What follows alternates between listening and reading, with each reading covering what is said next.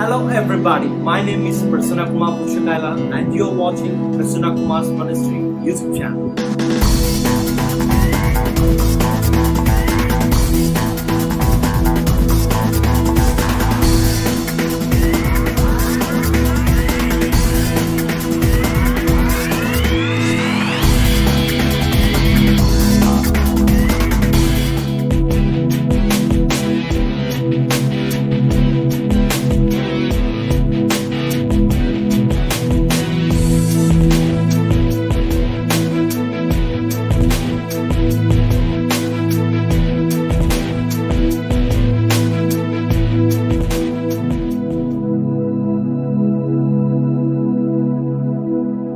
ఆశాపు రాసిన 78వ కీర్తనలో అక్కడ ఏమంటాడంటే, నా జనులారా నా బోధకు చెవి యొగ్గిడి, నేను నోరు తెరిచి ఉపమానం చెప్పెదను. పూర్వకాలము గూఢవాక్యములు నేను తెలియజెప్పేదను. మాకు తెలిసిన సంగతులను, చూడండి 3వ వచనం ఒకసారి గమనించండి. మాకు తెలిసిన సంగతులను, మా పితరులు మాకు వివరించిన సంగతులను చెప్పేదను. అంటే మాకు తెలిసిన సంగతులు మా పితరులు మాకు నేర్పించారు. సో అవి నేను మీతో చెప్తున్నాను. యెహోవా స్తోత్ర క్రియలను, ఆయన బలమును, ఆయన చేసిన ఆశ్చర్య కార్యములను దాచకుండా వాటిని వారి పిల్లలకు మేము చెప్పెదము. రాగల తరములో పుట్టబో పిల్లలను దానిని ఎరుగునట్లు, వారు లేచి తమ పిల్లలకు దానిని వివరించినట్లు. చూసారండి ఎలాంటి జనరేషన్స్ గురించి మాట్లాడుతున్నాడో. మా పితరులు మాకు నేర్పించారు.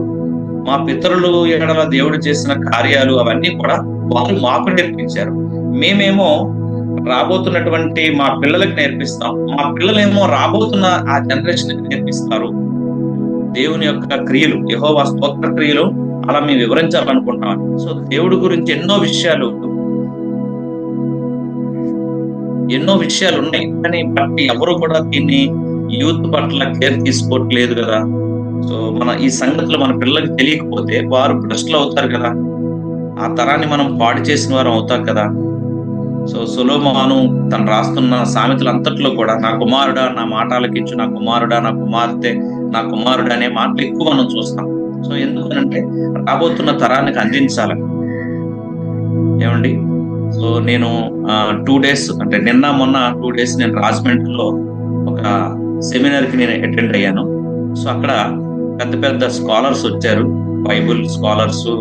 వాళ్ళు బైబిల్ పైన చాలా పెద్ద పెద్ద పుస్తకాలు రాసిన వ్యక్తులు వాళ్ళు. సో ఆ సెమినార్ లో హాజరైనప్పుడు అక్కడ జోబ్ సుదర్శన్ అని ఒక పాస్టర్ గారు వచ్చారండి. ఆయన పాస్టర్ గారు కాదు, ఆయన ఉద్దేశం ఏంటంటే ఇక ఒక రూమ్ లో కూర్చోవడం, ఆ రూమ్ లో కూర్చొని అనేకమైనటువంటి పుస్తకాలు, చాలా పుస్తకాలు రాశారు ఆయన. ఇప్పటికీ చాలా పుస్తకాలు రాశారు. ఒక బైబిల్ తర్జుమా చేస్తా ఉన్నారు. తన ముఖ్య ఉద్దేశం ఏంటంటే రాబోతున్న తరానికి తన యొక్క దేవుని యొక్క కార్యాలని, దేవుడి చిత్తాన్ని ప్రజలకు తెలియచేయాలని ఒక ముఖ్య ఉద్దేశంతో ఆయన పనిచేస్తున్నారు. చాలా పుస్తకాలు రాశారు. ఏమంటే మీరు ఒకవేళ కొనుక్కోవాలనుకున్న జోబ్ సుదర్శన్ గారి పుస్తకాలు చాలా బాగుంటాయి. పెద్ద పెద్ద పుస్తకాలు బైబిల్ మీద రాశారు ఆయన. సో ఎందుకు ఆయన ముఖ్య ఉద్దేశం ఏంటంటే నోటితో చెబితే కొంతమందే వింటారు. సో నేను ఉన్నంతకాలమే పరిచర్య జరుగుతుంది. నేను చనిపోయిన తర్వాత కూడా సో దేవుని సత్యాలు ప్రజలకి అందించడమే నా ముఖ్య ఉద్దేశం అని ఆయన చాలా పుస్తకాలు రాసి ఆ పుస్తకాలని ప్రజలకి అందుబాటులోకి తీసుకొచ్చారు తక్కువ రేట్లో. ఏమండి, సత్యాన్ని మనం గ్రహించి యవనస్తులని మనము ప్రోత్సహించబడదాం. మనం అందరం కూడా క్రైస్తవ్యాన్ని, ఈ మంచి పదార్థాన్ని, ఈ వాక్యాన్ని మనం కాపాడవలసిన బాధ్యత మన మీద ఉంది. మనం ఒక 10 నిమిషాలు వాక్యం చెప్పుకుందాం. ఈ సమయంలో ఈ వాక్యం కొరకు ఒక చిన్న ప్రార్థన చేసుకుందాం. అభిషేక్ పరిచయం చేసుకోలేదు బాబు, ఒకసారి అభిషేక్.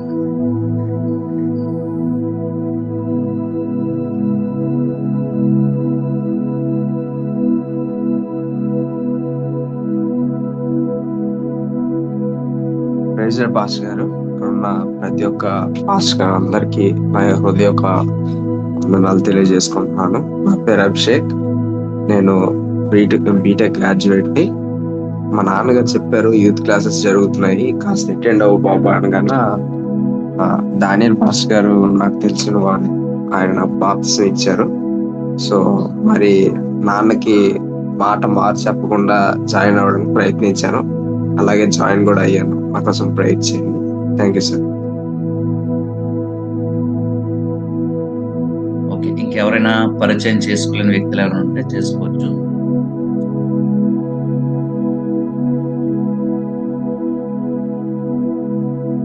రమేష్ గుడ్ డే అని ఉంది, ఆయన పరిచయం చేసుకోలేదు.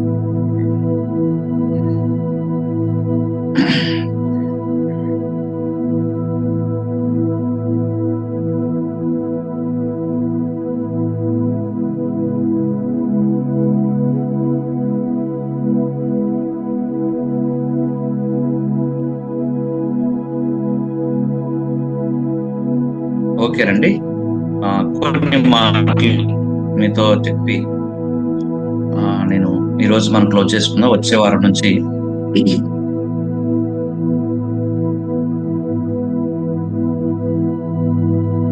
బ్రదర్ నా స్క్రీన్ షేర్ అవుతుందండి? ఆ స్క్రీన్ షేర్ అవుతుంది. Okay okay.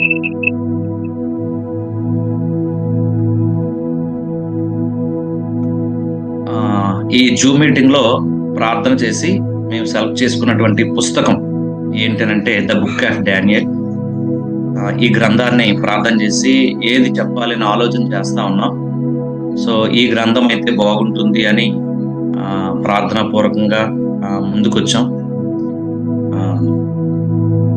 ఈ గ్రంథంలో నుంచే మనం ఈ గ్రంథంలో 12 అధ్యాయాలు ఉంటాయి కదా, ఇవన్నీ మనం నేర్చుకుంటాం. ఆ విషయాలన్నీ కూడా మీకు తెలియచేయాలని ఇష్టపడుతున్నాను. చిన్న ప్రార్థన చేసుకొని దేవుడి మాటలు ఒక్క 5 నిమిషాలే దేవుడి మాటలు మీతో చెప్పాలని ఇష్టపడుతున్నాను. ఈ సమయంలో మరి ప్రార్థన చేసుకుందాం. దేవుని యొక్క వాక్యం కొరకు చిన్న ప్రార్థన చేద్దాం.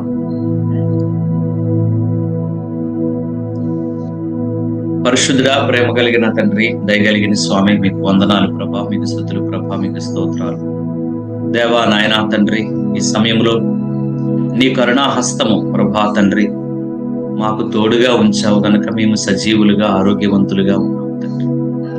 దేవా, ఇదిగో ప్రభా ఆగస్ట్ నెలలో ప్రభా మమ్మల్ని ప్రవేశపెట్టినందుకు మీకు వందనాలు. ఇదిగో అన్నిటికంటే ముఖ్యముగా ప్రభా నాయన నిన్ను గురించిన జ్ఞానము ప్రభా జనులలో లేక నశించిపోతూ ఉన్నారయ్యా.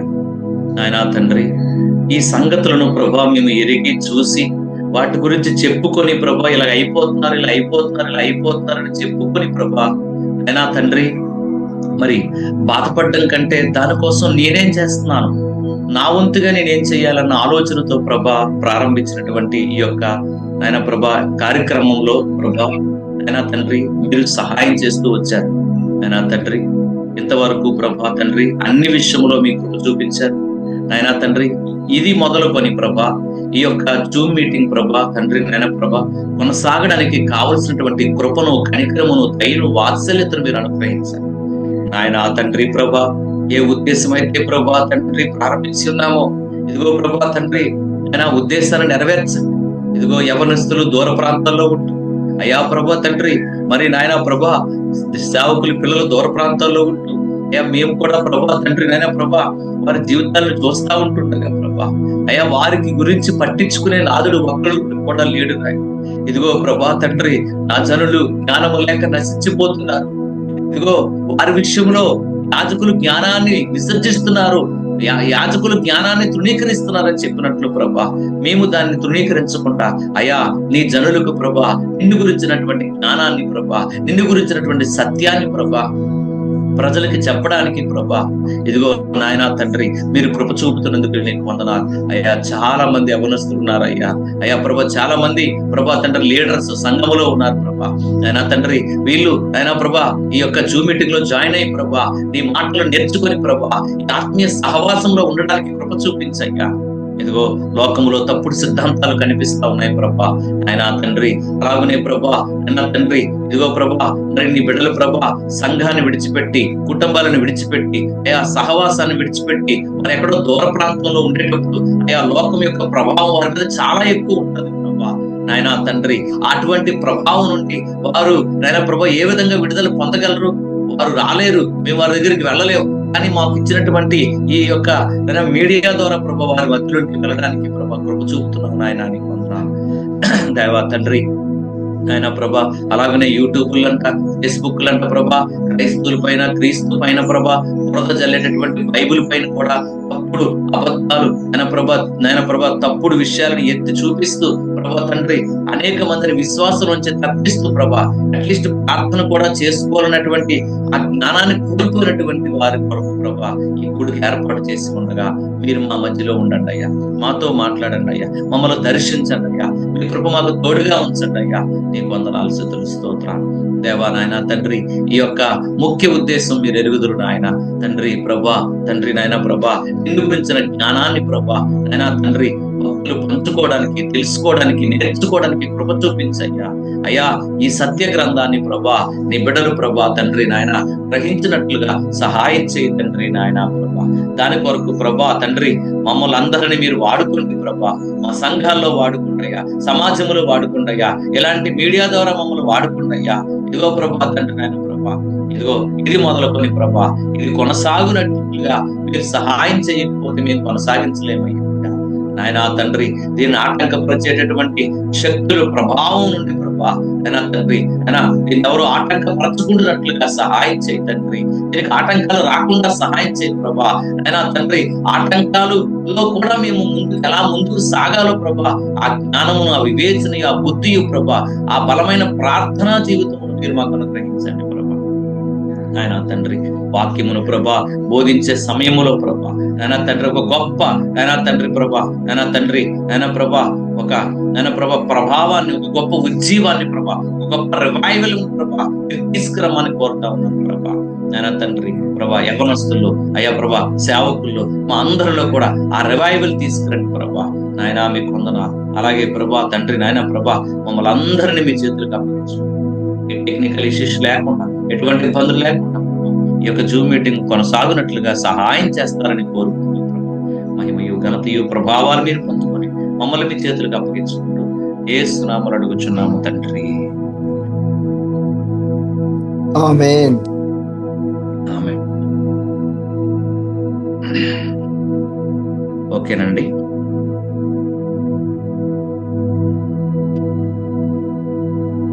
ఒక దేశంలో ఒక గొప్ప రాజుగారు ఉన్నారు. ఆ రాజుగారి దగ్గర మంచి ఏనుగులు ఉండేవి. అందులో ఒక బలమైన ఏనుగు ఉండేది ఆయన దగ్గర. ఆ ఏనుగు ఎలాంటిదంటే అన్ని ఏనుగులు లాంటి ఏనుగు కాదు. దాని డిఫరెంట్ ఏంటనంటే యుద్ధములో విజయం పొందే వరకు యుద్ధ స్థలాన్ని విడిచి వెళ్ళదన్నమాట. అలాంటిది ఆ ఏనుగు. సో రాజుగారికి ఆ ఏనుగు అంటే చాలా ఇష్టం ఆయనకి. సో ఏం జరిగిందనంటే ఒకసారి ఒక సందర్భంలో యుద్ధం జరుగుతూ ఉండేటప్పుడు యుద్ధంలో ఓడిపోయారట. ఓడిపోతే ఇక తిరిగి వెళ్ళిపోదాం అనుకుంటే ఆ ఏనుగంట యుద్ధ స్థలాన్ని విడిచి వెళ్లకుండా అక్కడే ఉండి భీకరమైన శబ్దాలు చేస్తూ మళ్ళా యుద్ధానికి వెళ్దాం పదండి అని చెప్పి వారిని బలవంతం చేస్తా ఉన్నట్టు అక్కడ చూపిస్తుంది అనమాట తన యాక్షన్ లో. సో తర్వాత యుద్ధానికి వెళ్ళారు, విజయం పొందారు. సో అందుకని ఆ ఏనుగంటే రాజుగారికి చాలా ఇష్టం. చివరికి అది కొన్నాళ్ళు చాలా విజయాలు పొందిన తర్వాత కొన్నాళ్ళకి బాగా కొంచెం ఓల్డ్ అవుతా ఉంది, ఏజ్ పెరుగుతా ఉంది. ఏనుగుకి పెరుగుతూ ఉండేటప్పుడు ఇక రాజుగారు దాన్ని చూసి మాట్లాడుతునేటప్పుడు చుట్టుపక్కల ఉన్నటువంటి సైనికులు వాళ్ళు మాట్లాడేటప్పుడు అంటారంట, ఇక ఈ యొక్క ఏనుగు బాగా వృద్ధులైపోయింది, ఇది ఎందుకు మనకి పనికిరాదు, ఇక దీని బలం తగ్గిపోయింది, ఇన్నాళ్ళంతా ఎక్కువగా స్పీడ్ గా పరిగెట్టడం కానీ, లేకపోతే ఇది బరువులు మోయడం కానీ, లేకపోతే యుద్ధానికి వెళ్ళేటప్పుడు అంత ఫోర్స్ గా ఇది వెళ్ళదులే అని అనుకున్నారంట. దాని దగ్గరే అన్నారంట. సో దానికి ఎలా అర్థమైందో తెలియదు కానీ ఇంకా దాని యుద్ధానికి అప్పుడప్పుడు తీసుకెళ్ళడం తగ్గించారంట. ఒకరోజు అది అలా నడుచుకుంటూ వెళ్తూ ఉన్నప్పుడు ఒక ఇసుక కనిపించిందంటే ఇసుకలో తన కాళ్ళు రెండు కూలిపోయాయి. ఇక కూలిపోయాయి అని చెప్పి సైనికులు అంటా ఉన్నారట. ఇక 4 కాళ్ళు కూడా లోపలికి అలా కొంచెం దిగిపోతా ఉన్నాయంట. అంటే ఏనుగు ఇక ఇది రాదు, ఎలాగా ఏంటని వాళ్ళు మాట్లాడుకున్నారట. ఈ లోపల ఏనుగేమో అలా కూర్చుండిపోయింది. ఇక నేను రాలేను, ముసలిదాన్ని అయిపోయాను కదా అని అనుకుంటారు అని వీళ్ళు అన్న మాట్లాడింది తన మనసులో ఉన్నాయి, అలా అనుకున్నది. చివరికి ఎన్నో ప్రయత్నాలు చేసి దాన్ని బయటకు తీసుకురావడానికి ట్రై చేస్తా కానీ అది అక్కడే కూర్చొని ఉండిపోయిందంట. అప్పుడు అటువైపు గురించి ఒక పెద్ద సాధు అడవులో ఉంటున్నటువంటి ఒక ఆయన గడ్డాలు పెంచుకుని అటువైపు వెళ్తా ఉంటుంటే అతను పిలిచి, ఆ గురువుని పిలిచి అడిగారట, ఈ ఏనుగు ఇసుకలో కూరుకుపోయింది, ఇది బయటికి రావట్లేదు, ఎన్ని ప్రయత్నాలు చేసినా ఇది రావట్లేదు, దీన్ని ఎలా తీయాలో మాకు చెప్పండి అని అడిగితే అతను ఏం చెప్పాడంటే, దీన్ని తీయడానికి మీరు ఏ ప్రయత్నాలు చేయొద్దు అన్నట్టు. సరే, ఏ ప్రయత్నాలు చేయొద్దు అంటే మరి ఎలా వస్తుంది సార్ అంటే, ఏ ప్రయత్నాలు చేయొద్దు, సో లేదండి ఇది చాలా గొప్పది ఏనుగు చాలా కష్టపడిందండి, చాలా విజయాలు సాధించిందండి, చాలా గొప్ప ఏనుగండి, యుద్ధ స్థలానికి వెళ్ళి విజయం పొందకపోతే వెనక్కి తిరిగి రాలేనటువంటి ఈ ఏనుగండి, చాలా బలమైనదండి, కానీ ఇప్పుడు రుద్రాలు అయిపోయింది కదంటే అందుకే ఇది లేవలేకపోతుందంటే కాదు ఆగండి అని చెప్పేసి అతను ఏం చేశాడంటే, ఇప్పుడు మీరు ఒక యుద్ధానికి వెళ్తే ఎలా వెళ్తారు? సైనికులందరూ ఒకేసారి సిద్ధపడి ఏనుగులన్నీ ఒకేసారి బయలుదేరి ఒక రకమైనటువంటి బాకా, ఆ రోజుల్లో బాకా ఊదేవారు, ఒక బేకర్ శబ్దం, అన్ని బాకాలు ఊతే ఒక బేకర్ శబ్దం వస్తుంది కదా, సో ఒకేసారి బాకా ఊదండి, ఒకేసారి యుద్ధానికి మీరు అందరూ పరిగెట్టి దాని పక్క నుంచి అందరూ వెళ్ళండి చాలు అన్నాడు. అనగానే సేమ్ ఆయన చెప్పినటువంటి విధానంలోనే వాళ్ళందరూ కూడా బయలుదేరి ఒక్కసారిగా ప్రయాణమై వారు వెళ్తున్నప్పుడు ఏమండి ఒక్కసారి ఏమైంది తెలుసండి, ఆ ఏనుగు తనకు తానుగా ఏనుగే ఆ ఇసుకలోంచి ఒక్కసారి అలా పైకి లేచి వాళ్ళతో పాటు యుద్ధానికి వెళ్ళిపోయిందంట ఆ ఏనుగు. ఎవరు దాన్ని లేపలేదంట. సో దీని అర్థం ఏంటంటే ఏమండి, చరిత్రలో జరిగినటువంటి స్టోరీ ఇది. ఏమంటే దీని అర్థం ఏంటంటే, ఖచ్చితంగా మనందరం అర్థం చేసుకోవాల్సిన సత్యం ఏంటంటే, మనం మన చుట్టూ ఉన్నవారినైనా మనమైనా సరే మనకి తెలియకుండానే మన దగ్గర మనం 25 కేజీలు బరువు మోయగలం అనుకోండి, మనం నిజానికి 50 కేజీలు బరువు మోయగలం, కానీ మనకు తెలియదు ఆ విషయం.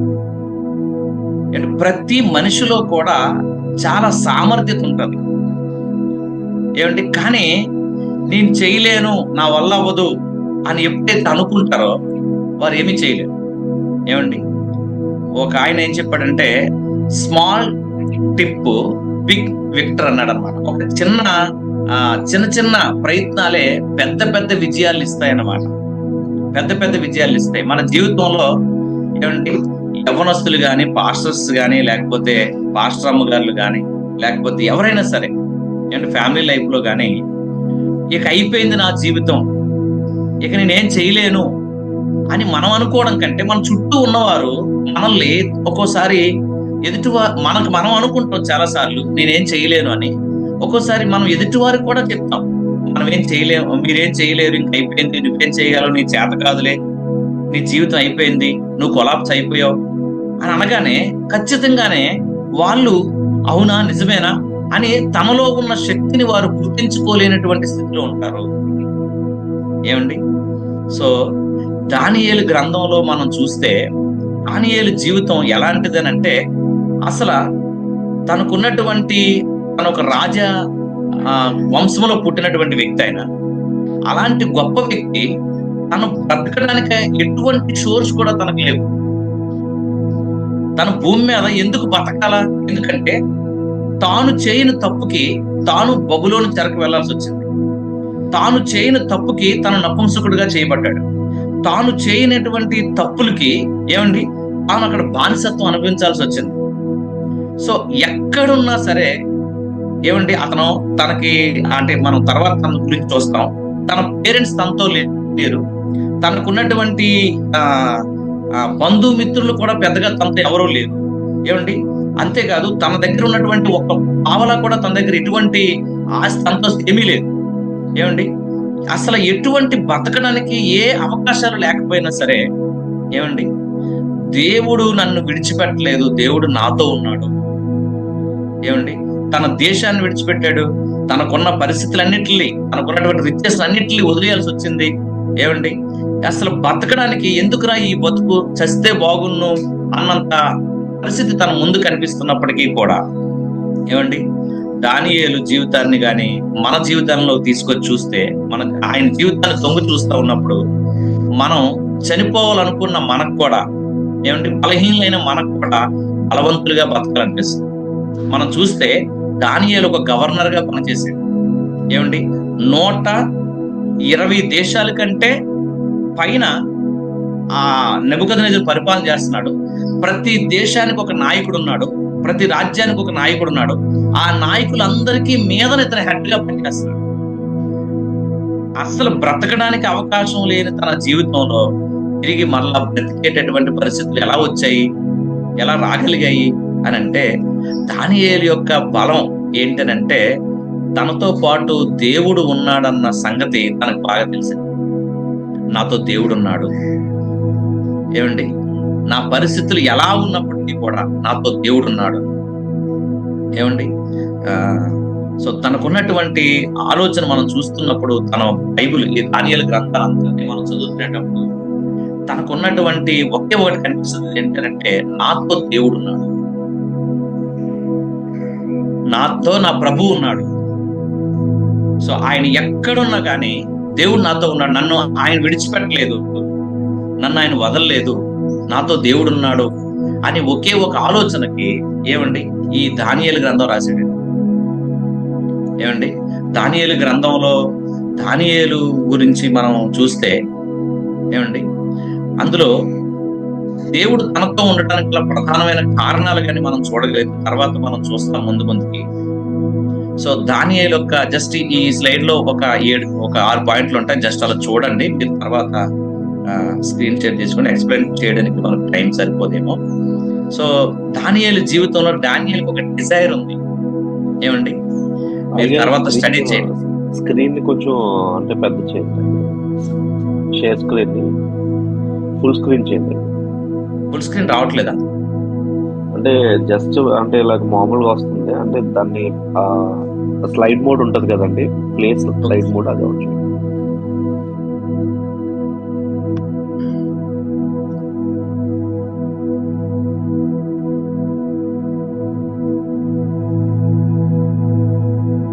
ఓకేనా బ్రదర్? ఫుల్ స్క్రీన్ వస్తుందా?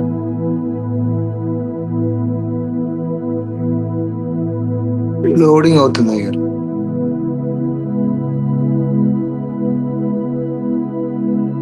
ఓకే అయ్యారు, అయింది. ఇప్పుడు అవుతుంది. ఓకే, దానియేలు యొక్క డిజైర్, ఏమండి, తన డిజైర్ చూడండి, మీరు స్టడీ చేయండి. తర్వాత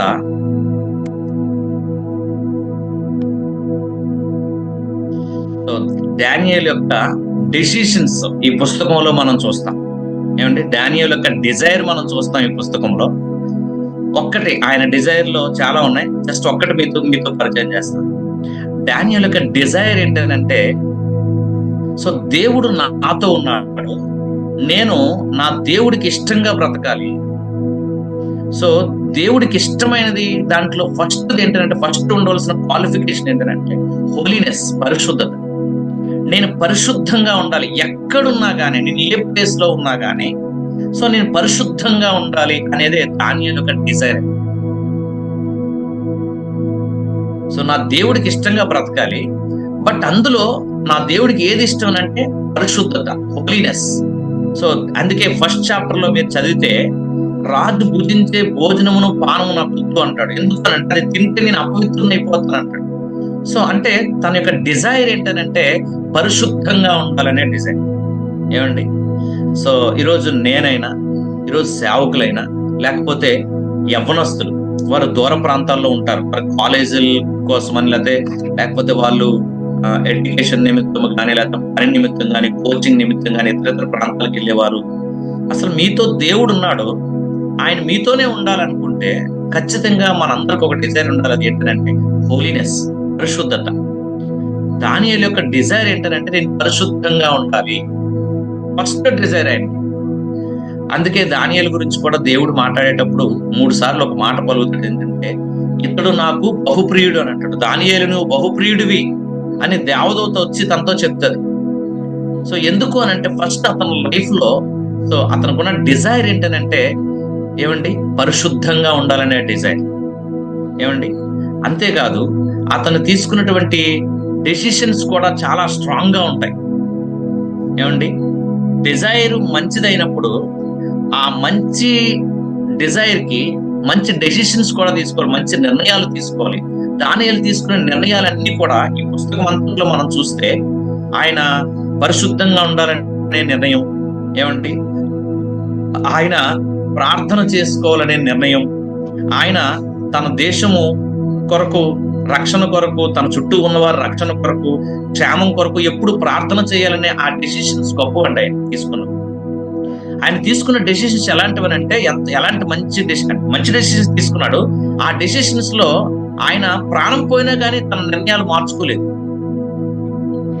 ఈ పుస్తకంలో మనం డానియేల్ యొక్క డెసిషన్స్ మనం చూస్తాం. ఇంకా చూస్తే డానియేల్స్ యొక్క డెవోషన్, ఆయన భక్తి జీవితం మనం చూస్తాం. ఈ పుస్తకంలో డానియేల్ యొక్క భక్తి జీవితం చాలా ఉన్నతంగా ఉంటదండి. ఏమండి, చాలా ఉన్నతంగా చదువుకున్నాడు ఆయన. సో ఎన్నున్నా సరే ఆయనకున్న ఒకే ఒకేది ఏంటంటే భక్తి జీవితాన్ని నిర్లక్ష్యం చేయలేదు.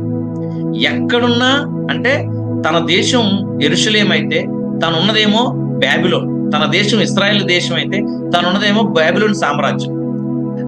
తాను ఒకప్పుడు ఆత్మీయుల మధ్యలో బతికాడు, ఇప్పుడేమో అన్యుల మధ్యలో బతుకుతున్నాడు. సో ఆత్మీయుల మధ్యలో ఉన్నప్పుడు, అన్యుల మధ్యలో ఉండేటప్పుడు కూడా ఒకేలాంటి ఆయన భక్తి జీవితం చాలా అసలు చాలా పర్ఫెక్ట్ గా ఉంటాడు అనమాట. సో రాజు చూస్తున్నాడా, ప్రజలు చూస్తున్నారా, ఎవరు చూస్తున్నారా అని అనవసరం పక్కన పెట్టేశాడు. సో నా భక్తి జీవితాన్ని నేను నిర్లక్ష్యం చేయను. ఏమండి, సో ఎవరైనా అంటే సాధారణంగా మనం ఉదయం లేచి ఎవరింటికైనా వెళ్ళి ఈరోజు బైబిల్ చదివారా అని అడిగాం అనుకోండి, పిల్లలు కానీ ఇంట్లో వారు కానీ, ఈరోజు చదవలేదండి, సాయంత్రం చదువుతానంటే అంటుంది. ఒకవేళ ఈవినింగ్ వెళ్ళి అడిగాం అనుకోండి, ఇంకా చదవలేదండి, పడుకునే ముందు మంచం మీదకి వెళ్ళే ముందు ఒక అరగంట చదువుతాను. సరే ప్రేయర్ చేసుకున్నారా అంటే ఏమో తెలీదు. మనస్ఫూర్తిగా ప్రార్థన చేసుకున్నారా ఒక అరగంట అయినా ఒక గంట అయినా అంటే కష్టం ఉంటుంది అనమాట. సో డానియేలు ఎక్కడున్నా కానీ, ప్లేస్ మారినా, తన యొక్క నేమ్ మారినా, తన చుట్టూ ఉన్నటువంటి కాంగ్రిగేషన్స్ అన్యులైనప్పటికీ కూడా, ఎలాంటి పరిస్థితులు ఉన్నా తన భక్తి జీవితాన్ని ఎక్కడ కూడా నిర్లక్ష్యం చేయలేదు. ఈ పుస్తకంలో మనం చూడొచ్చు. ఏంటంటే ఫస్ట్ చాప్టర్ నుంచి లాస్ట్ చాప్టర్ 12th చాప్టర్ వరకు కూడా తను చాలా భక్తిగా ఉంటాడు. తన భక్తి జీవితం ఇంక్రీజ్ అవుతూ వచ్చింది కానీ తగ్గిపోలేదు, అండ్ పెరుగుతూ వచ్చిందనమాట. సో మనం అర్థం చేసుకుందాం, ఎక్కడున్నా కానీ ఉద్యోగం బాధ్యతలు ఎక్కువైతున్నాయండి, ఇంకేం ప్రార్థన చేస్తామండి, లేకపోతే ఎక్కువగా ట్రాన్స్ఫర్లు చేస్తున్నారు, అక్కడ డ్యూటీ ఇక్కడ డ్యూటీ అని ఏం భక్తి చేసుకుంటాం అంటే అసలు ఏమంటే దానియేలు కంటే పెద్ద ఉద్యోగం నాకు తెలిసి ఇప్పుడున్న ఈ జూమ్ లో జాయిన్ వాళ్ళు ఎవరు చేసి ఉంటారు. ఏమండి, మన క్రైస్తవుల్లో ఎవరికి అంత పెద్ద ఉద్యోగం దేవుడు ఇవ్వలేదు. ఇస్తుంటే ఇంకెంత బిజీ అయిపోతాం మనకు తెలియదు. ఏమండి, డానియేలు యొక్క డెవోషన్ ఈ పుస్తకంలో మనం చూస్తాం. టైం ఎంత అయిందో ఒకసారి ఎవరైనా చెప్తారండి? 7:10. ఓకే, ఇక్కడతో ఆపేస్తున్నానండి. డానియేల్ యొక్క డిసిప్లిన్ మనం ఈ పుస్తకంలో చూడొచ్చు. చాలా క్రమమైన జీవితాన్ని ఆయన జీవించారు. ఏమండి, ఎంత క్రమం అంటే ఆయన ఉదయం లేచి ముమ్మారు ప్రార్థన చేసుకోవడం చాలా డిసిప్లిన్ గా చేసుకుంటాడు. దేవుని కోసం జీవించడం, ఆయన సెక్యులర్ ఎడ్యుకేషన్ బాగా చదువుకునే విషయంలో, సో ప్రతి దాని విషయంలో కూడా చాలా క్రమంగా ఉంటాడు ఆయన. ఎంత క్రమం అంటే తన ప్రాణం పోతుందన్న తన ప్రార్థన క్రమాన్ని మిస్ అవ్వలేదు.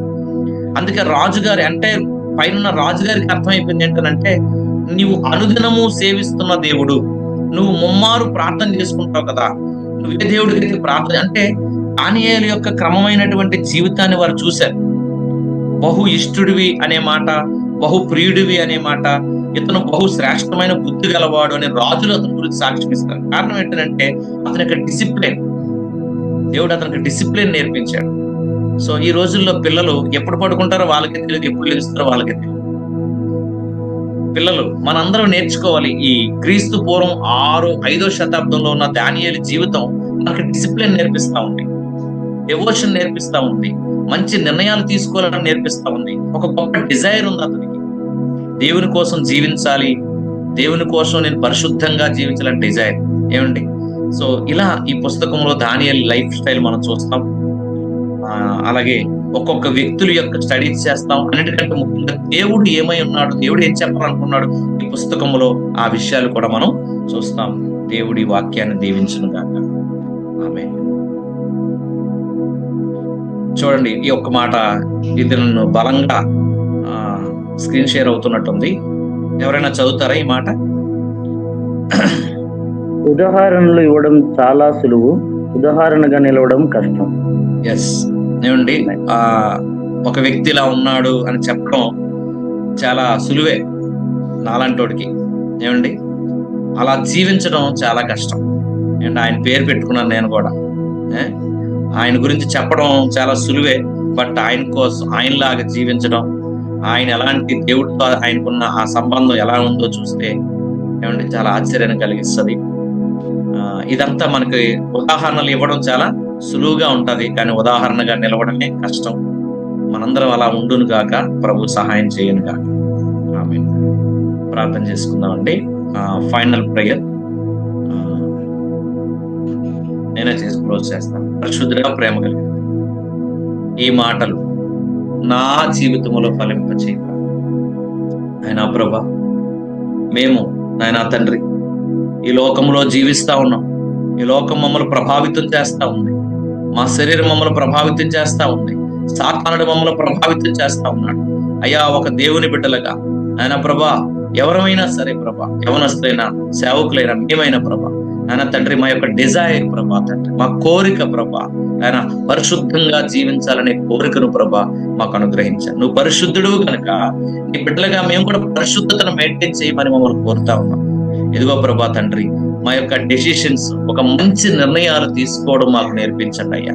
ఇదిగో ప్రభా తండ్రి, చెడ్డ వాటి కొరకు నిర్ణయాలు కాకుండా మంచి వాటి కొరకు నిర్ణయాలు తీసుకొని ఆ నిర్ణయములు కొనసాగే కృప దయచేయండి. అలాగనే ఆయన డిసిప్లిన్ మనం చూస్తా ఉన్నాం. ఇదిగో ప్రభా ఆయన తండ్రి, దానియేలు యొక్క జీవితంలో ప్రభా అతనుకున్నటువంటి డిసిప్లిన్ ఎంతో ఆయన ప్రభా మరి క్రమముగా అన్ని విషయాలు, భక్తి విషయంలో గాని ప్రభా, అలాగే తన యొక్క బాధ్యతల విషయంలో గాని చాలా చక్కగా నిర్వహిస్తూ ఉన్నారు ప్రభా. ఆయన అలాంటి డిసిప్లిన్ జీవితాన్ని మాకు ఇవ్వండి. ఆ డివోషన్ లైఫ్ స్టైల్ మాకు ఇవ్వండి ప్రభా. ఆయన తండ్రి, ఎలాంటి బిజినెస్ మాకు ఉన్నప్పటికీ కూడా ప్రార్థన చేసుకునే విషయంలో గాని ప్రభా, ఇదిగో నీ వాక్యాన్ని ధ్యానం చేసే విషయంలో గాని ప్రభా తండ్రి, భక్తిగా బ్రతికే విషయంలో గాని మేము ఏదో ఒక జనవరి 1 లో నిర్ణయం తీసుకుంటాం, తర్వాత మర్చిపోతాం.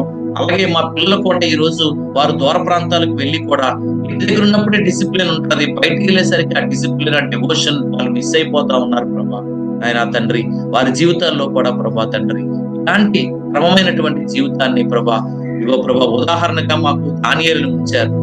అతని గురించి మేము చెప్పుకోవడం మాకు సులువే గాని ప్రభా, అతనిలాగా జీవించడమే కష్టం ప్రభా. నా తండ్రి, ఇదిగో నీ కుమారుడిని యేసుక్రీస్తు భూమి మీద ఉన్నప్పుడు కూడా ప్రభా తన వాడుకు చెప్పున పులివల కొండకు వెళ్ళుచు ప్రార్థన చేసుకొనొచ్చు, అరణ్యానికి వెళ్ళుచు ప్రార్థన చేసుకొనొచ్చు అని రాయబడి ఉంది ప్రభా. ఇలాంటి క్రమమైన జీవితాన్ని మాకు అనుగ్రహిస్తారని కోరుకుంటూ ఇదిగో ఈ జూమ్ మీటింగ్ ముందు తీసుకెళ్తారని యేసు నామములో అడుగుచున్నాము తండ్రి. ఆమేన్. త్రియేక దేవుని కృపా కనికరి కటాక్షములు మనందరి మీద ఉంటుంది కాక.